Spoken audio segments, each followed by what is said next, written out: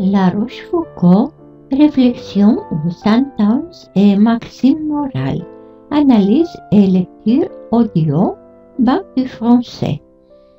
Présentation. Les réflexions ou sentences et maximes morales, communément connues sous le nom de maximes, sont un ouvrage de la Rochefoucauld. François VI, deuxième duc de la Rochefoucauld, prince de Marcillac, père de France, né le 15 septembre 1613 à Paris et mort le 17 mars 1680, écrivain moraliste, mémorialiste et militaire français du XVIIe siècle qui fait partie du mouvement littéraire du classicisme. L'écrivain a eu l'idée de composer les maximes et de les publier dans le salon de Madeleine de Sablé où a été lancé ce genre littéraire. Les maximes étaient discutées par Madeleine de Sablé ainsi que Jacques Esprit, la princesse de Guéménée, la duchesse de Schomberg, la comtesse de Maure ou Éléonore de Rohan. Sur l'œuvre de la Rochefoucauld. Voltaire, le siècle de Louis XIV, chapitre 32.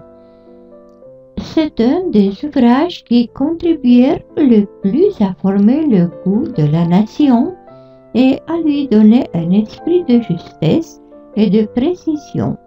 Il accoutuma à penser et à renfermer des pensées dans un tour vif, précis et délicat. Marie-Madeleine de Lafayette écrivait à Madeleine de Sablé. Nous avons lu les maximes de Monsieur de la Rochefoucauld. Ah, madame, quelle corruption il faut avoir dans l'esprit et dans le cœur pour écrire tout cela. Les contemporains et surtout les contemporains les plus attachés à l'auteur, celles qui louaient en lui la noblesse des sentiments, la bonté, l'affection, le dévouement aux amis, furent pourtant les premiers à se récréer contre son livre. Analyse. Dans l'œuvre de la Rochefoucauld règne le sang-froid philosophique le plus complet.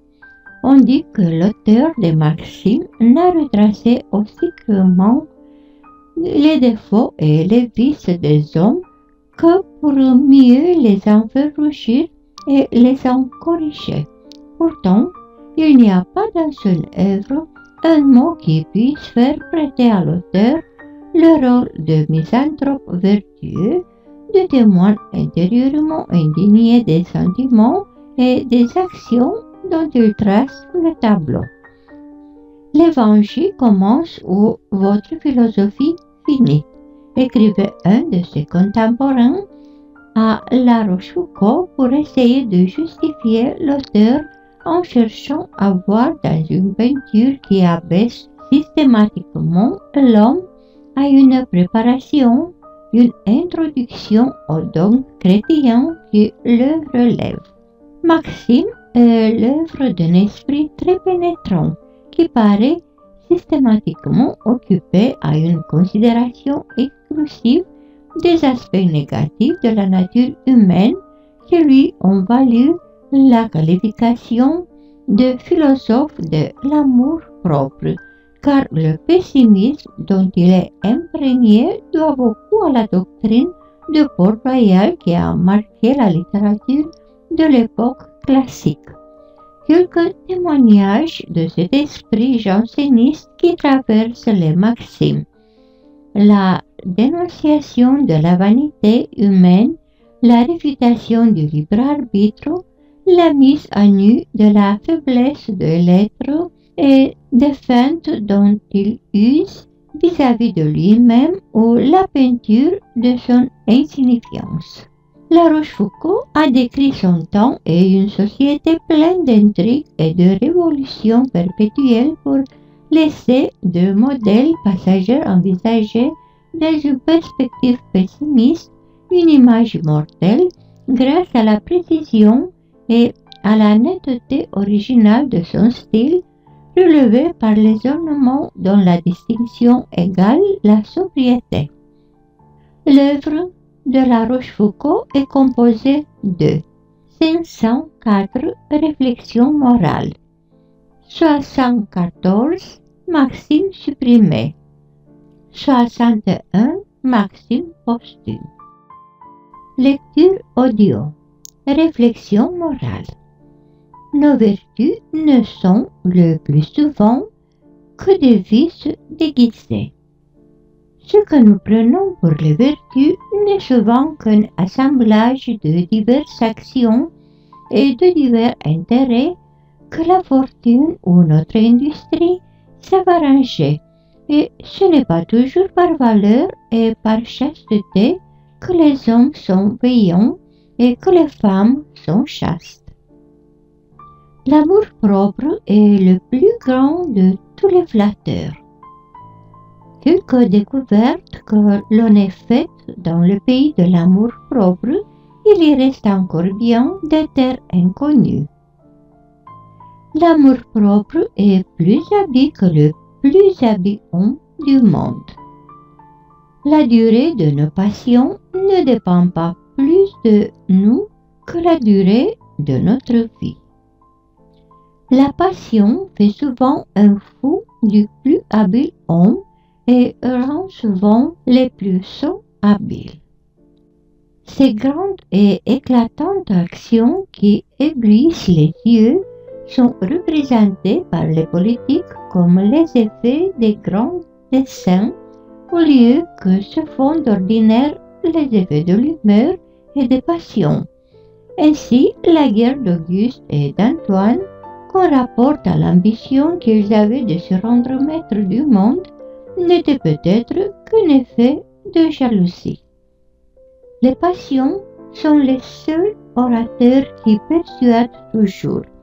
Elles sont comme un art de la nature dont les règles sont infaillibles, et l'homme le plus simple qui a de la passion persuade mieux que le plus éloquent qui n'en a pas.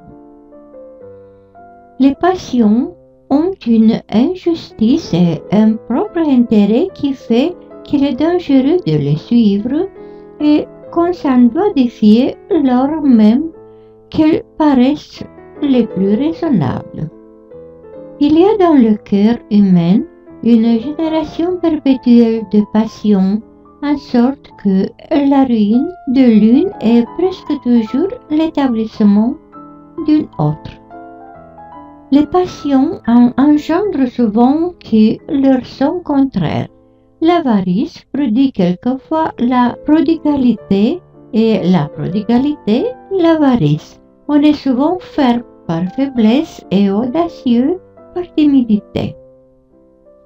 Quelque soin que l'on prenne de couvrir ses passions par des apparences de piété et d'honneur, elles paraissent toujours au travers de ces voiles.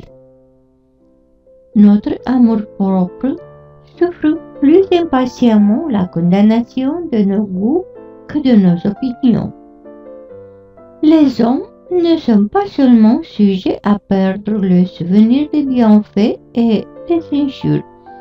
Ils haïssent même ceux qui les sont obligés et cessent de haïr ceux qui leur ont fait des outrages. L'application à récompenser le bien et à se venger du mal leur paraît une servitude à laquelle ils sont peints de se soumettre. La clémence des princes n'est souvent qu'une politique pour gagner l'affection des peuples. Cette clémence, dont on fait une vertu, se pratique tantôt par vanité, quelquefois par paresse, souvent par crainte et presque toujours par tous les trois ensemble. La modération des personnes heureuses vient du calme que la bonne fortune donne à leur humeur. La modération est une crainte de tomber dans l'envie et dans le mépris que méritent ceux qui s'enivrent de leur bonheur. C'est une vaine ostentation de la force de notre esprit Et enfin, la modération des hommes dans leur plus haute élévation est un désir de paraître plus grand que leur fortune. Nous avons tous assez de force pour supporter les maux d'autrui.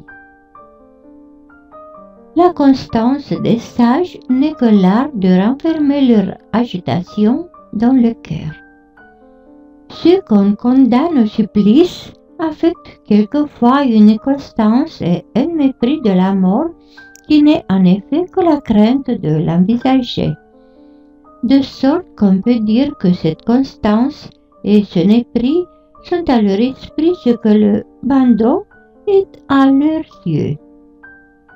La philosophie triomphe aisément des mots passés et des mots à venir, mais les mots présents triomphent d'elle. Peu de gens connaissent la mort. On ne la souffre pas ordinairement par résolution, mais par stupidité et par coutume, et la plupart des hommes meurent parce qu'on ne peut s'empêcher de mourir. Lorsque les grands hommes se laissent abattre par la longueur de leur infortune, ils font voir qu'ils ne les soutenaient que par la force de leur ambition et non par celle de leur âme, et qu'à une grande vanité, près les héros sont faits comme les autres hommes.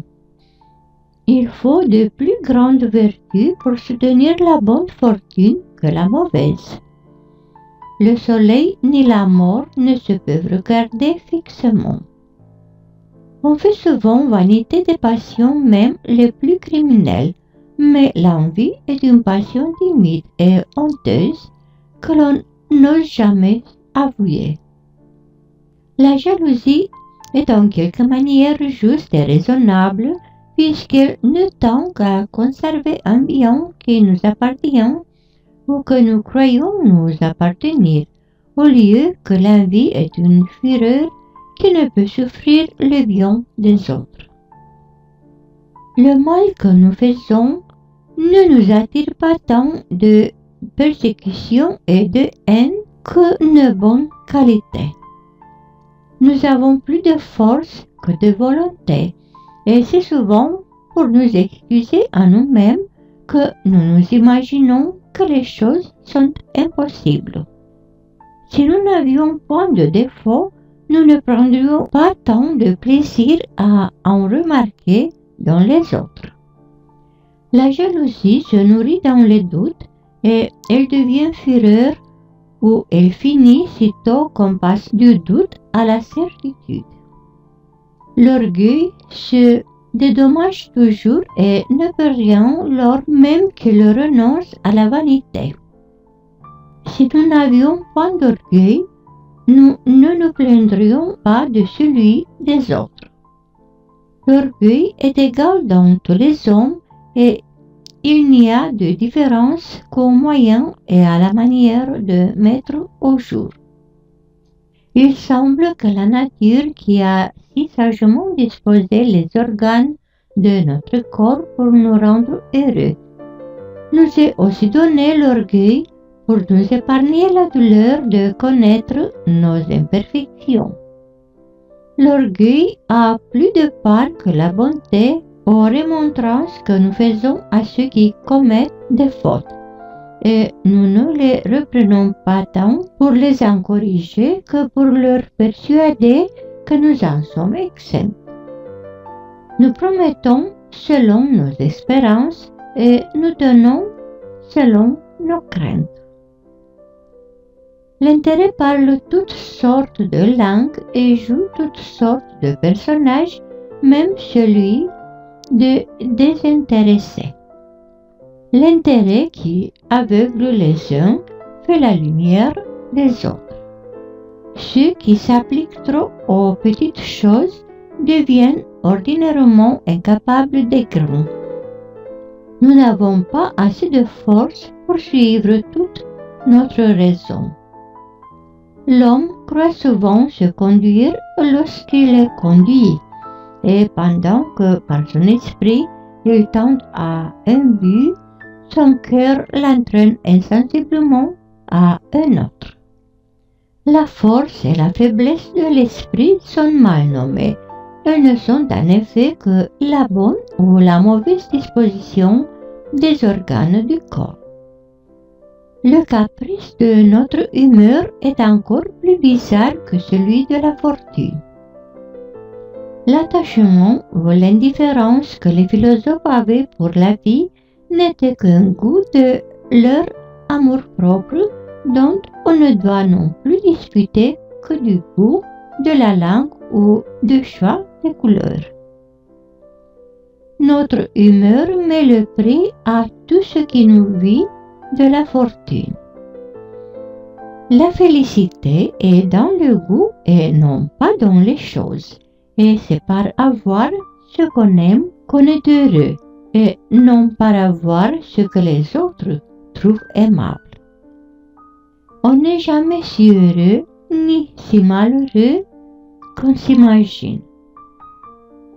Ceux qui croient avoir du mérite se font un honneur d'être malheureux pour persuader aux autres et à eux-mêmes qu'ils sont dignes d'être embattus à la fortune. Rien ne doit tant diminuer la satisfaction que nous avons de nous-mêmes que de voir que nous désapprouvons dans un temps ce que nous approuvions dans un autre. Quelques différences qui paraissent entre les fortunes, il y a néanmoins une certaine compensation de biens et de maux qui les rendent égales. Quelques grands avantages que la nature donne, ce n'est pas elle seule, mais la fortune avec elle qui fait les héros. Le mépris des richesses était dans les philosophes un désir caché de venger leur mérite de l'injustice de la fortune par le mépris des mêmes biens dont elle les privait. C'était un secret pour se garantir de l'avilissement de la pauvreté. C'était un chemin détourné pour aller à la considération qu'ils ne pouvaient avoir par la richesse. La haine pour les favoris n'est autre chose que l'amour de la faveur. Le dépit de ne la pas posséder se console et s'adoucit par le mépris que l'on témoigne de ceux qui la possèdent.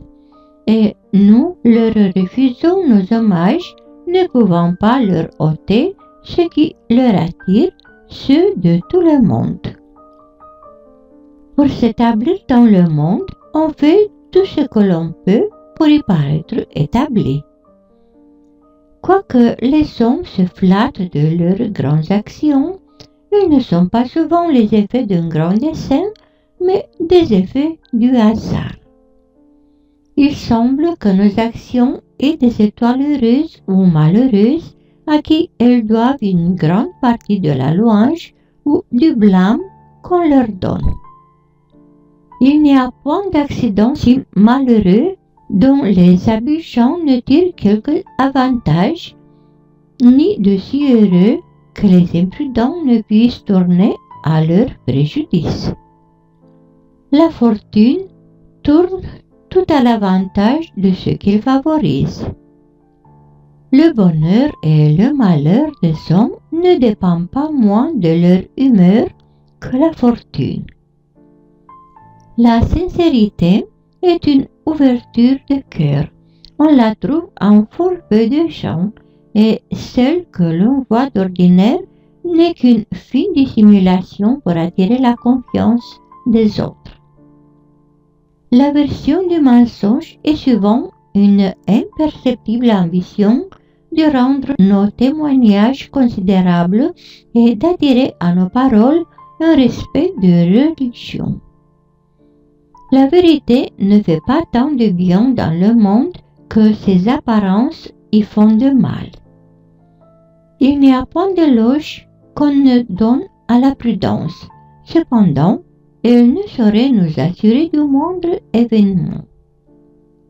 Un habile homme doit régler le rang de ses intérêts et les conduire chacun dans son ordre. Notre avidité le trouble souvent et nous faisons courir à tant de choses à la fois que, pour désirer trop les moins importantes, on manque les plus considérables.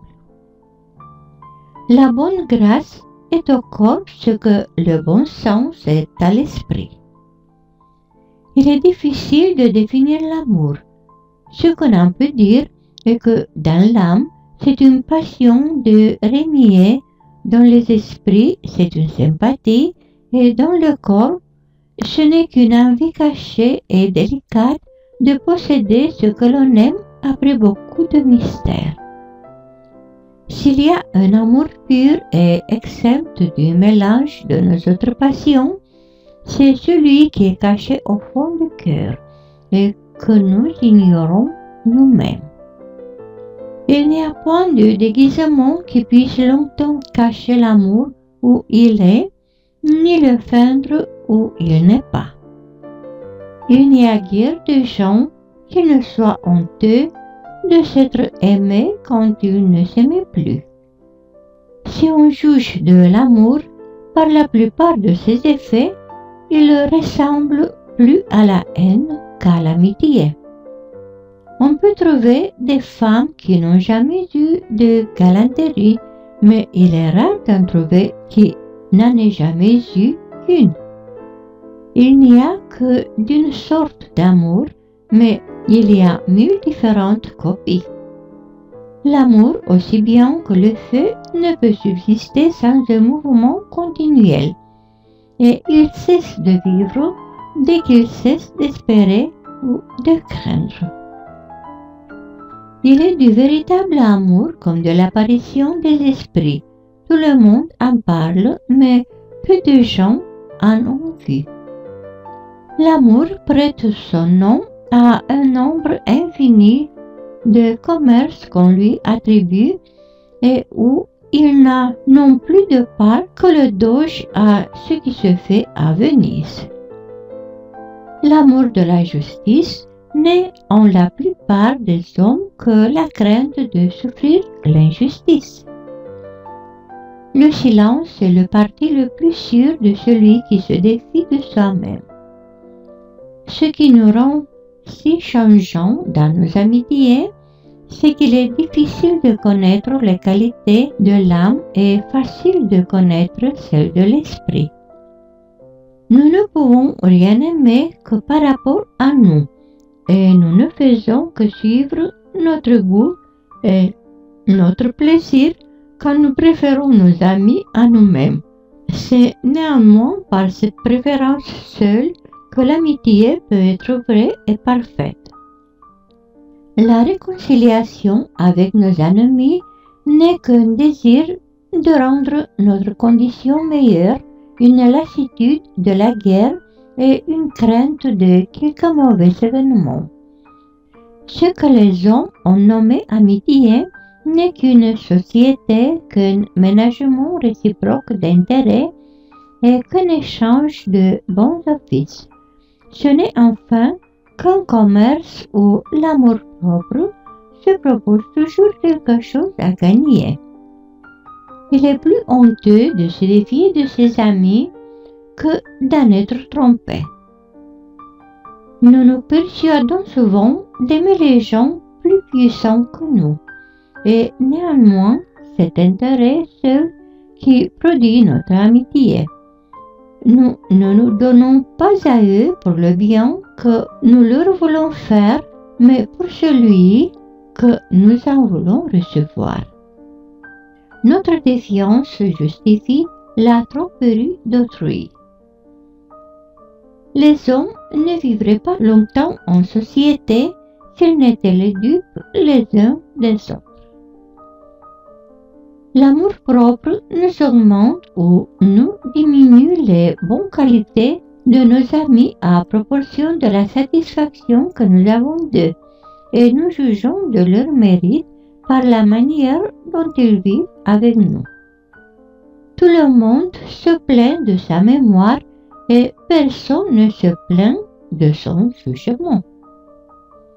Nous plaisons plus souvent dans le commerce de la vie par nos défauts que par nos bonnes qualités.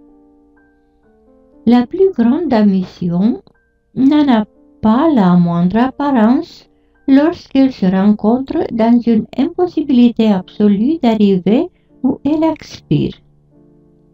de tromper un homme préoccupé de son mérite et lui rendre un aussi mauvais office que celui que l'on rendit à ce fou d'Athènes qui croyait que tous les vaisseaux qui arrivaient dans le port étaient à lui. Le vieillard aima donner de bons préceptes pour se consoler de n'être plus en état de donner de mauvais exemples. Les grands noms abaissent au lieu d'élever ceux qui ne les savent pas soutenir. La marque d'un mérite extraordinaire est de voir que ceux qui l'envient le plus sont contraints de le louer. Tel homme est ingrat qui est moins coupable de son ingratitude que celui qui lui a fait du bien. On s'est trompé lorsqu'on a cru que l'esprit et le jugement étaient deux choses différentes. Le jugement n'est que la grandeur de la lumière de l'esprit.